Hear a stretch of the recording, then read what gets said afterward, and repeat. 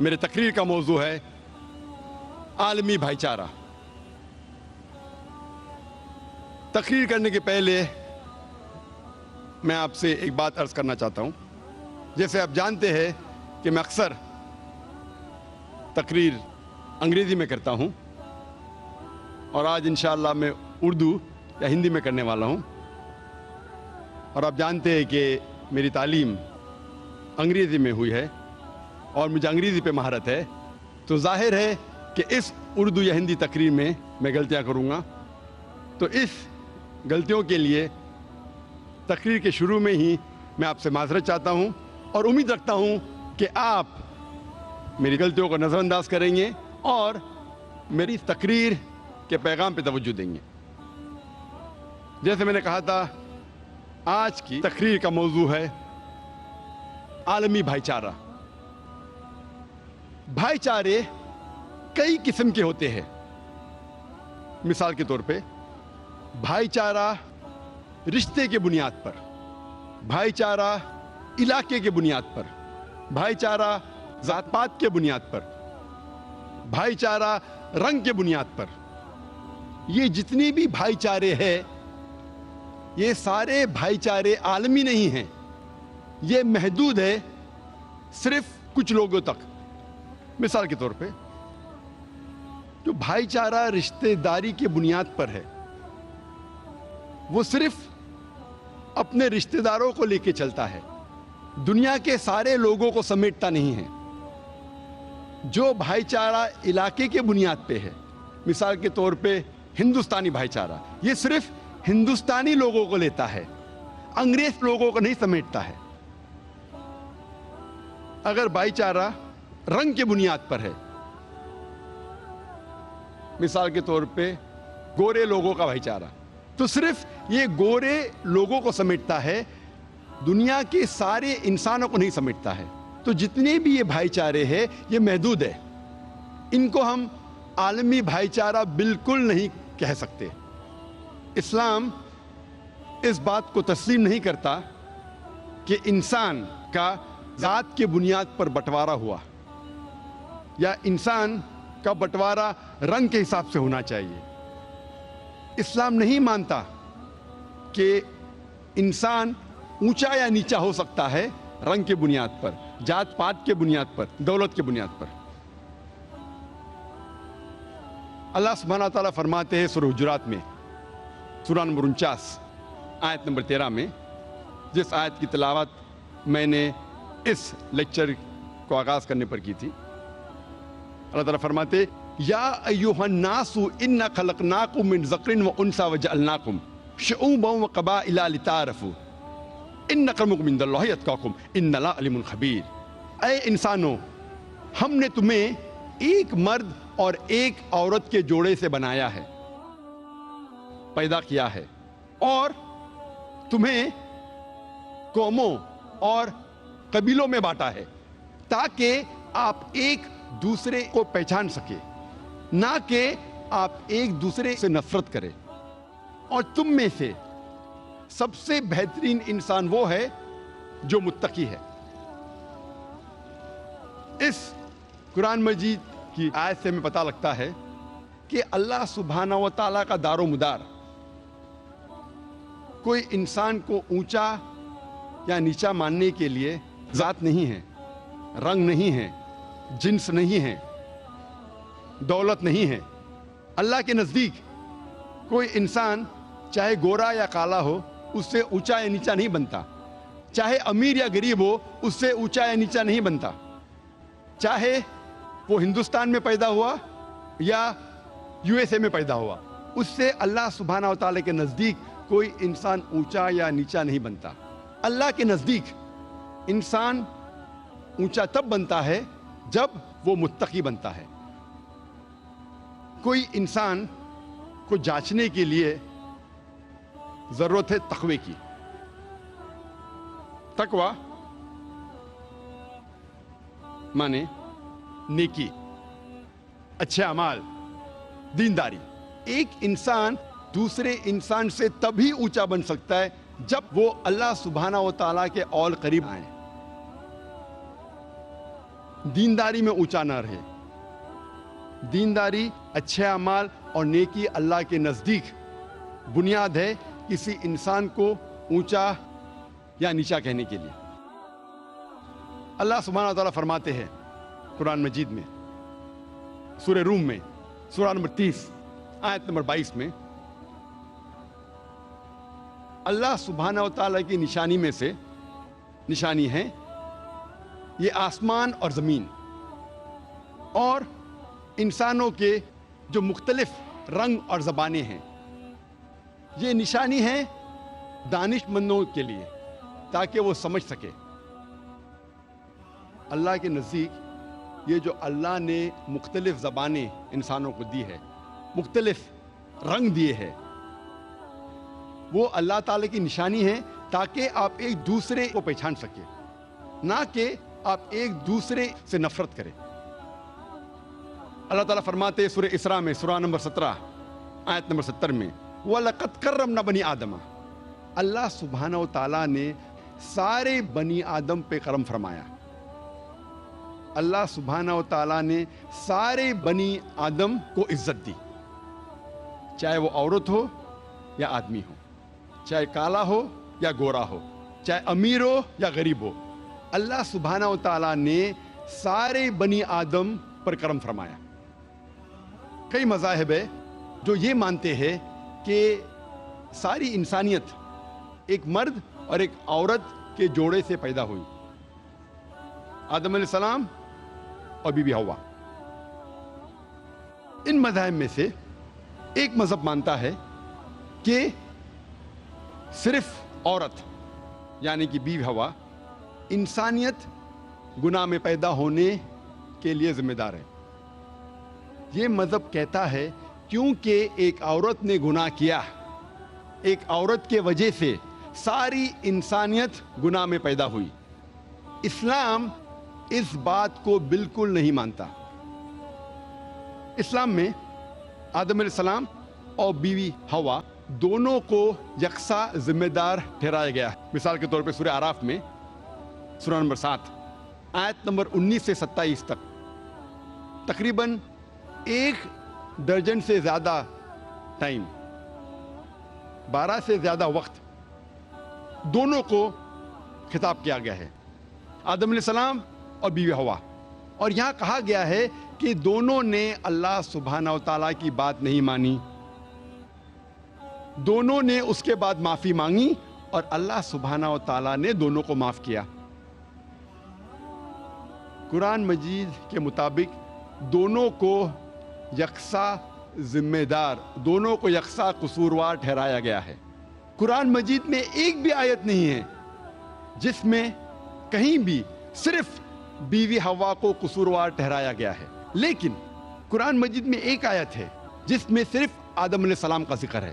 وہ سورہ طہ سورہ نمبر 20 آیت نمبر 121 میں جہاں کہا گیا ہے کہ آدم علیہ السلام نے اللہ سبحانہ و تعالیٰ کا کہنا نہیں مانا. لیکن جب قرآن مجید کی ساری آیتیں پڑھتے ہیں ہمیں پتہ چلتا ہے کہ دونوں یکساں قصوروار ہیں. اور کچھ غیر اسلامک مذہب ہے جو یہ کہتے ہیں کہ اس کے وجہ سے اللہ سبحانہ و تعالیٰ نے عورتوں پر لعنت بھیجی اور عورتیں تکلیف سے بچے جنیں گی، یہ ان کے لیے ایک سزا ہے. کیونکہ عورت نے اللہ کا کہنا نہیں مانا اسی لیے عورت کے اوپر لعنت ہے اور وہ تکلیف کے ساتھ بچوں کو جنیں گی اور اپنے شوہر کی غلام بنیں گی. اسلام اس بات کو بالکل نہیں مانتا، بلکہ قرآن مجید میں حمل کے وجہ سے عورت کے رتبے کو اٹھا دیا گیا ہے. اللہ تعالیٰ فرماتے ہیں سورہ نساء میں سورہ نمبر 4 آیت نمبر 1 میں،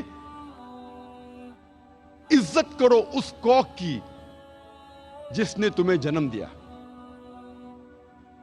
اللہ تعالیٰ فرماتے ہیں سورہ لقمان میں سورہ نمبر 31 آیت نمبر 14 میں کہ ہم نے انسانوں سے کہا ہے کہ اپنے والدین کی عزت کرے، اپنے والدین سے اچھا برتاؤ کرے، اور تمہاری ماں نے تمہیں تکلیف کے ساتھ جنم دیا، تکلیف کے ساتھ اپنی کوکھ میں رکھا اور تکلیف کے ساتھ آپ کو جنم دیا.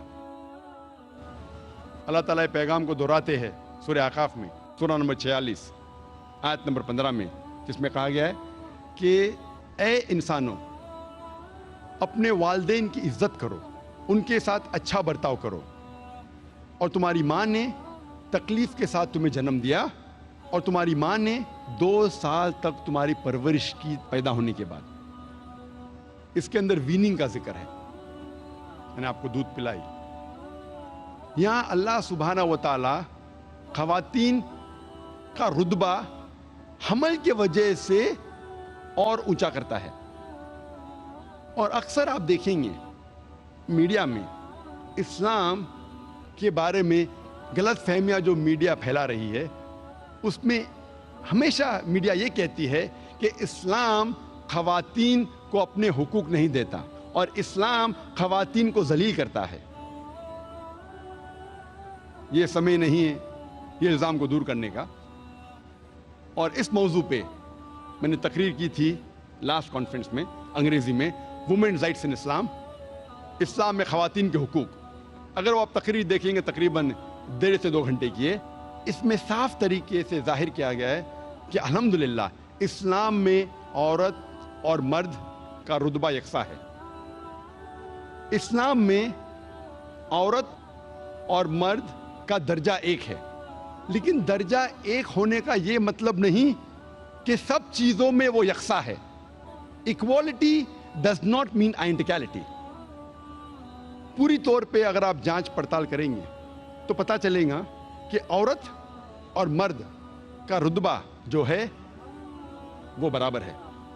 اللہ سبحانہ و تعالیٰ نے رتبہ دونوں کا ایک رکھا ہے، لیکن ان کے ذمہ داری علیحدہ ہے۔ ڈپینڈنگ اپون دا سائیکولوجیکل میک اپ، بایولوجیکل میک اپ، فزیولوجیکل میک اپ، مرد اور عورت کی ذمہ داری علیحدہ ہے، لیکن over all both equal.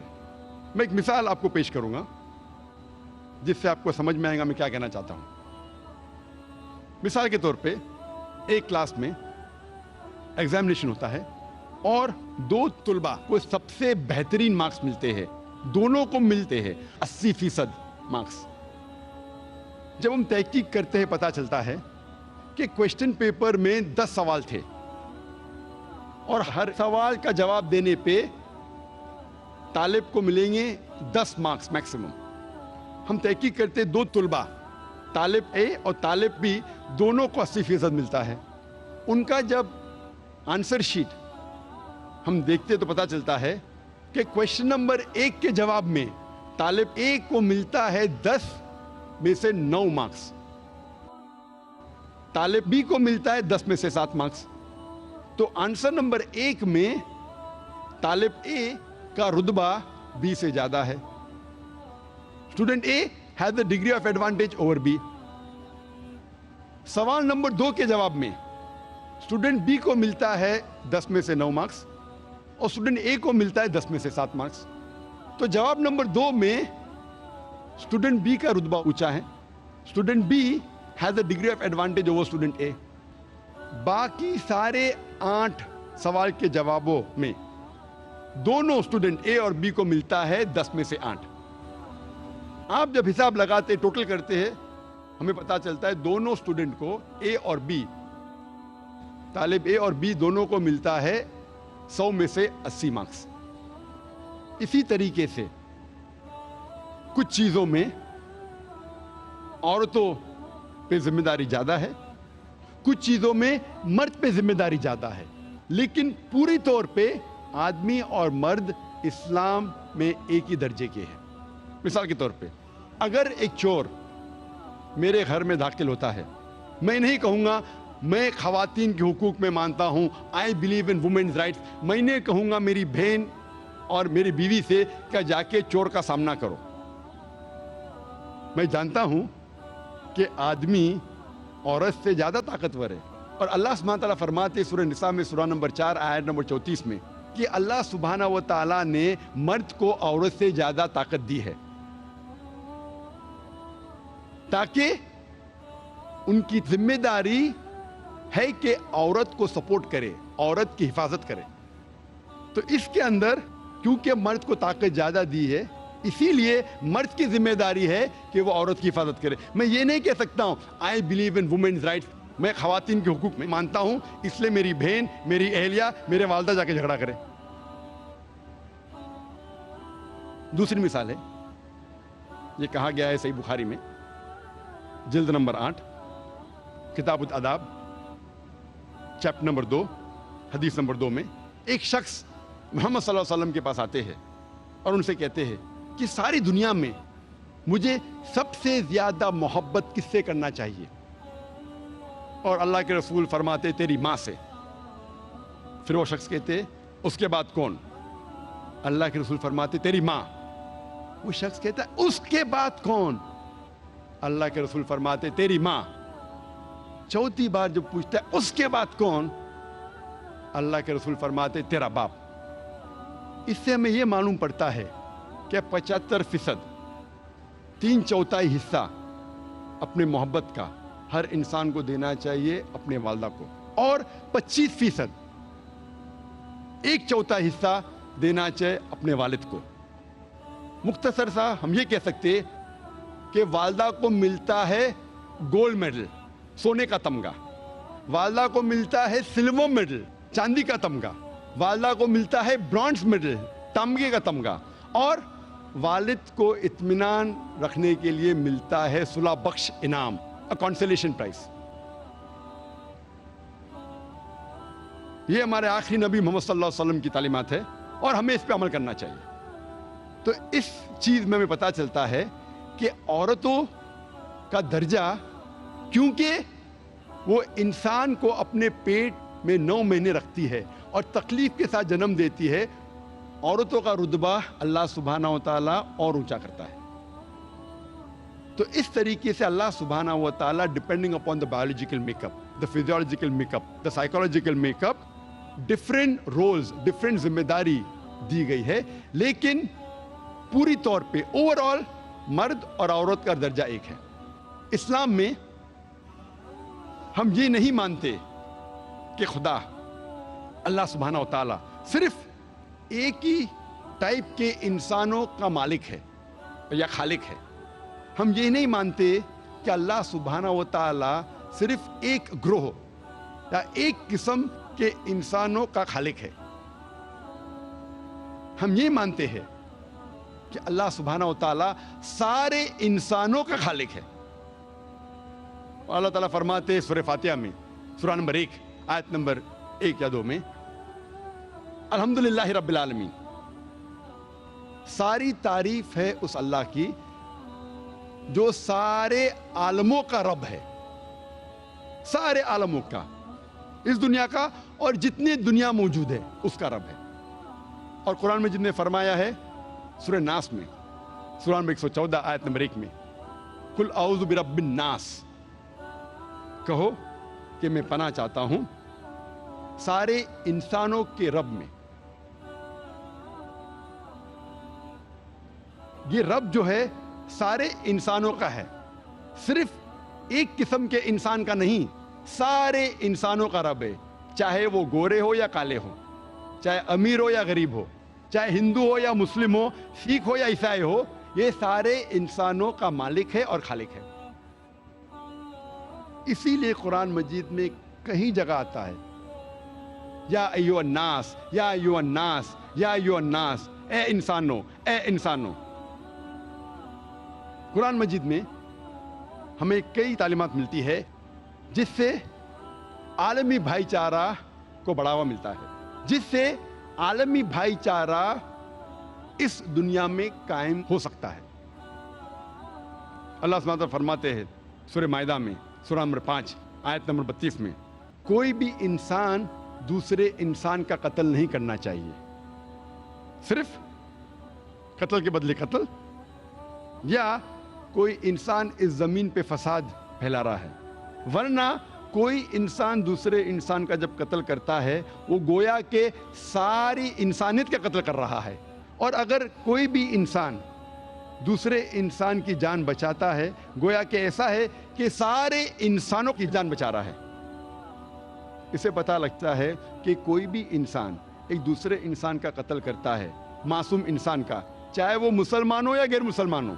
Quran में लिखा है अगर कोई भी इंसान दूसरे मासूम इंसान का कत्ल करता है वो ऐसा है कि सारी इंसानियत का कत्ल कर रहा है, और अगर कोई भी इंसान की जान बचाता है वो ऐसा है कि सारी इंसानियत की जान बचा रहा है।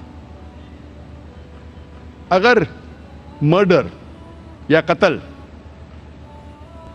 इस ज़मीन से निकल जाएगा, अगर कोई भी बेगुनाह का कत्ल नहीं करेगा, तो इंशाअल्लाह ये आलमी भाईचारा इससे बढ़ेगा।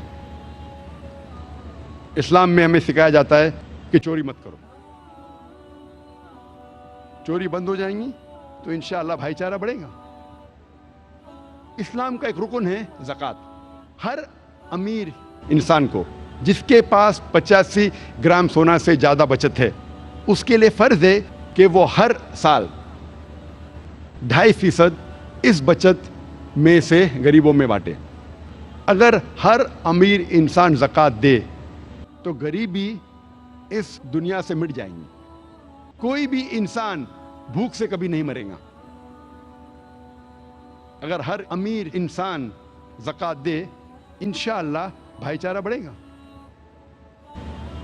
अल्लाह ताला फरमाते सूरह माउन में सूरा नंबर 107 आयत नंबर 1 से 7 में, अरैतल्लज़ी युकज़्ज़िबु बिद्दीन फ़ज़ालिकल्लज़ी यदूअल यतीम अला यहुद्दु अला तआमिल मिस्कीन फ़वैलुल लिल मुसल्लीन अल्लज़ीना हुम अन सलातिहिम साहून अल्लज़ीना हुम युराऊन व यमनऊनल माऊन। क्या आप देखते नहीं वो इंसान को जो आखिरत को झुटलाता है, जो यतीमों की मदद नहीं करता, जो मिस्कीन को खाना खिलाने की मदद नहीं करता। लानत है वो लोगों पर जो नमाज पढ़ते हैं सिर्फ दिखाने के लिए, जो नमाज में गफलत करते हैं, और जो लोग दूसरे की मामूली सी मदद नहीं करते। कुरान में कहा गया है कि एक इंसान दूसरे इंसान की मदद करना चाहिए, और ये इंसान पे लानत है जो छोटी छोटी मदद अपने भाइयों की, अपने पड़ोसी की नहीं करते। अगर हर इंसान अपने पड़ोसी की मदद करे, अपने भाइयों की मदद करे, इंशाअल्लाह भाईचारा बढ़ेगा।